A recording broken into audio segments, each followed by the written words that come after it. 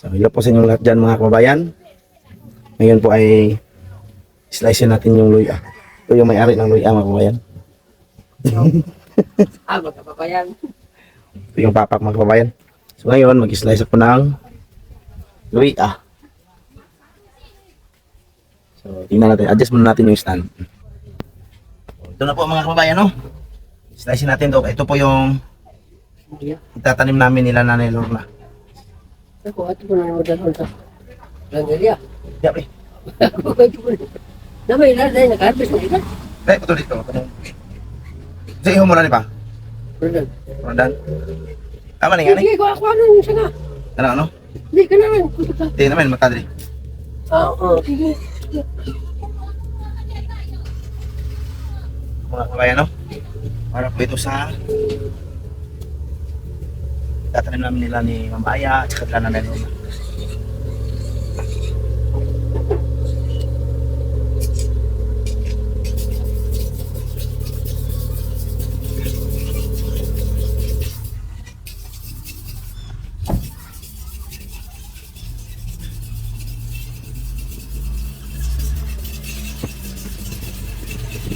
Ito ba nga, Nanay Lorna? Ano siya? Ito palangkod. Kasi mga putol lang mga mata. Ano mo na?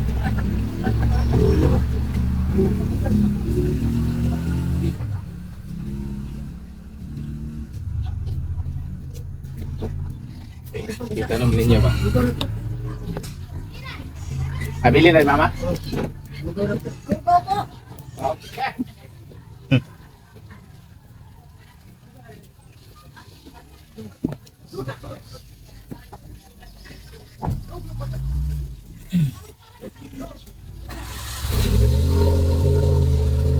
Ganito po dito sa amin mga kababayan, pag magtanim kami ng luya.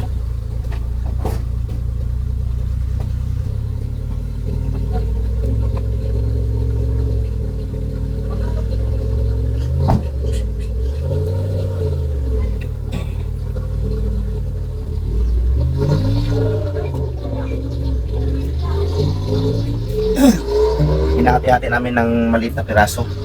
Basta meron lang siyang mata.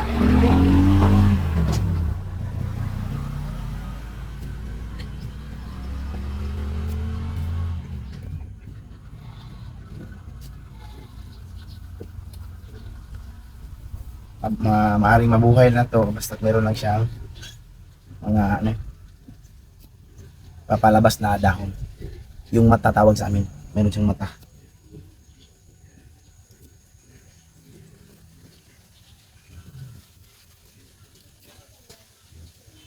Nung tinanim ko din ito noon mga kawain, ginanito ko rin yun. I-slice ko ng maliit.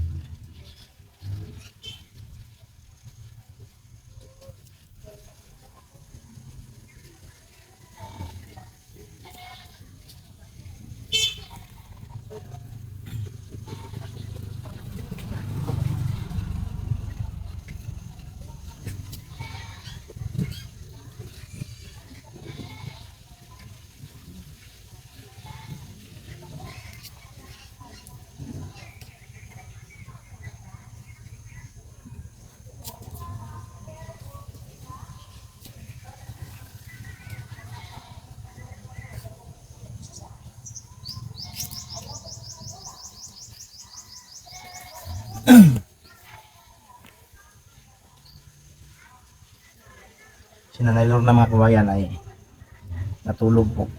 Kasi sabi niya, napuyat daw siya kagabi. Bakit kaya napuyat si nanay kagabi?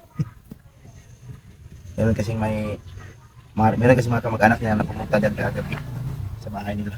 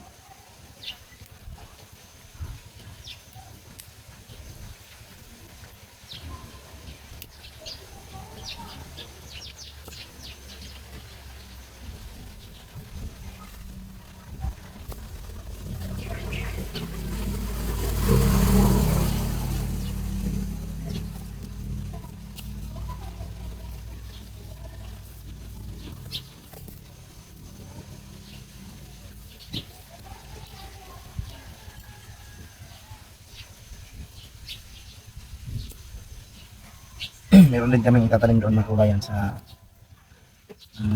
kahanin na Nanay Lorna. Doon sa ibaba. Yung tataniman namin ng kamuti.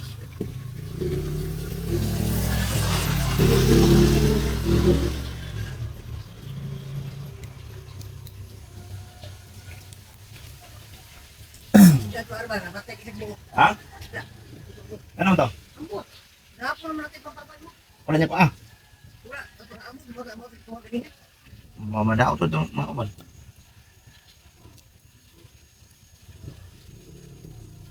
Ano pa to? May mga namamatay daw sa mga isda namin doon mga kabayan. Sabi ni mama.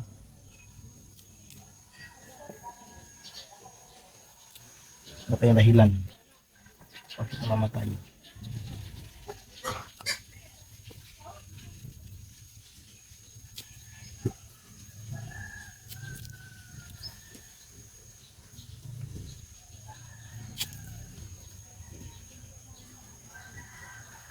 Abangan niyo po mga kabayan ang pagtanim namin nila mamahayan ito.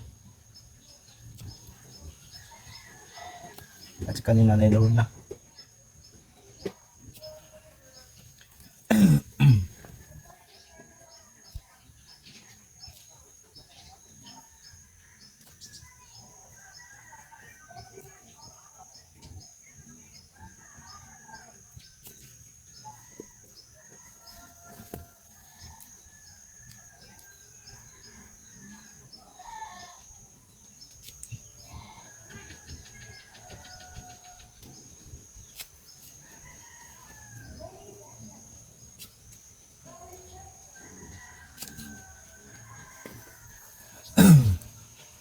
May nakita ko sa iba mga kabayan magtanim.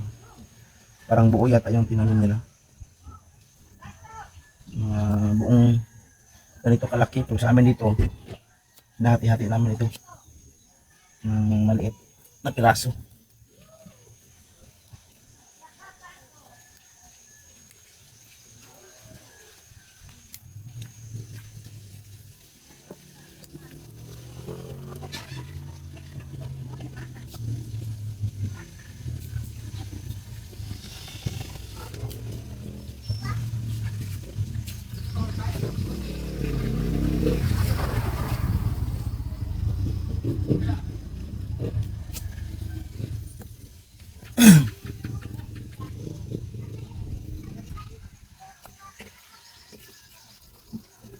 Problema naman ngayon mga kabayan ay yung pag-aaral ni Mita.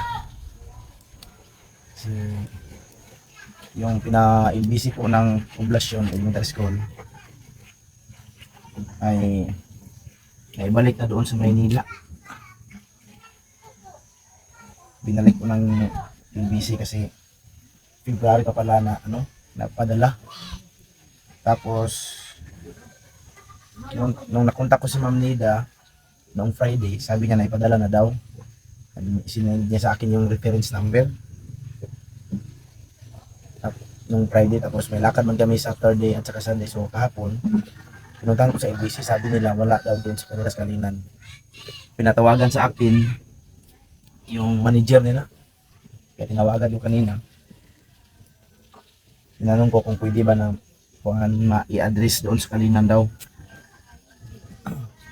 May address sa Kalinan yung address ng papadala, i-pick up na lang namin. Hindi ko kasi alam mga kabayan na kailangan i-pick up. Kasi Friday pa ako na Pag-update ko kay Ma'am Nida, kaya doon ko pa nalaman na nasend na pala. Hindi ko rin alam na noong February pa nasend. Kaala ko bago pa lang send. Kasi hindi man namin nalaman na naipadala na pala ng paralan nila ni Nathan On. So, ang nakakalungkot ngayon ay balik na po yung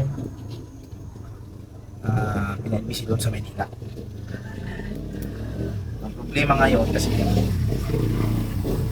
ang malapit ng graduation, kung hindi daw talaga yung makuha nila, darating na yung araw na mag-checking sila, sabi ng teacher na Nita, posible talaga na hindi siya makagraduate. Kaya yun yung problema namin ngayon. Tinawagan ko yung manager, sabi ng manager kanina, na pwede daw puntahan doon sa pinadalhan, doon sa kanila ni Ma'am Nida, at ipapa-address doon sa Kalinan, pabalik, ilagay doon na Kalinan branch for pick up.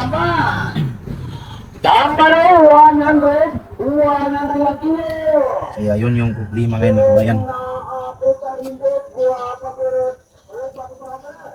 Ilagay daw pwede daw ilagay doon sa Kalinan branch for pick up. Para doon na namin i-pick up. Ang tanong lang, sana ay makita ni Ma'am Nida yung message ko. Kasi hindi man na-send yung message ko sa kanya simula kagabi. Kahapon ko lang kasi nalaman na matagal na pala yan nakarating. Hindi ko lang alam. Hindi lang namin alam. Kaya mahigit isang buwan na, kaya binalik na doon sa branch yata na pinadalhan nila. Kaya ang problema ngayon yung graduation ni Nita. So sana lang po ay makita ni Ma'am Nida yung message ko para po makita nila doon, mabalikan nila doon sa pinadalhan nila at maipasend balik. Humingi po ako ng pasensya na kay Ma'am Nida kasi naabala talaga siya. Nag-alala din kasi kami, ma'am, sa pag-aaral ni Nita. Sayang yung taon kung hindi siya makatapos ngayon. Sayang yung taon na dumaan na hindi siya graduate. Posible babalik na naman siya next year. Baka mawalan siya ng gana sa pag-aaral. Sayang. Kaya sa lahat po dyan na makakita dyan, sana po ay mga malapit doon sa saan ba yun? Yung mall pinadalhan nila.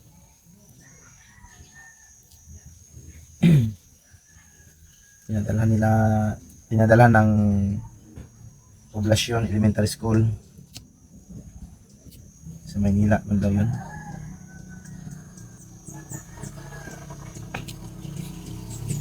Pinalik.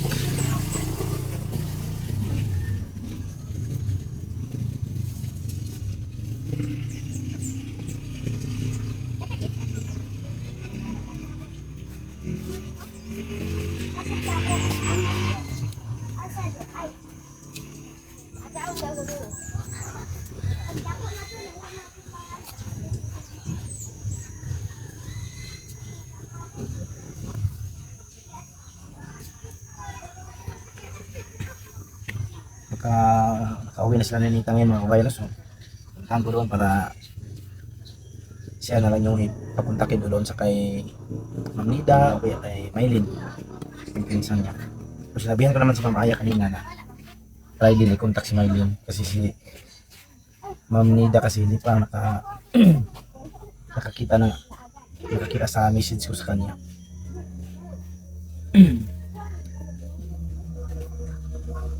Sayang talaga kasi siya, talagang napakasayang kung hindi siya makapagtapos ngayon mga kabayan.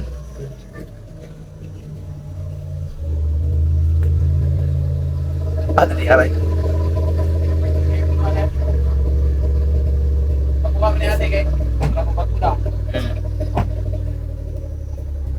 Update na kayo mga kabayan no, sa tungkol sa school form ni Ninita. Tingnan ko rin kung makikita pa kaya ni Ma'am Nida yung message ko. Ito yung trabaho. Yan. Yan, commander niya mga kababayan. Ay. Sorry, tinamaan yung aso. So yan na po yung multicap mga kababayan. So nakuha na po namin. So medyo okay naman siya. Pang-respect namin sa Iran. Alam na naman yung paluparon din ako.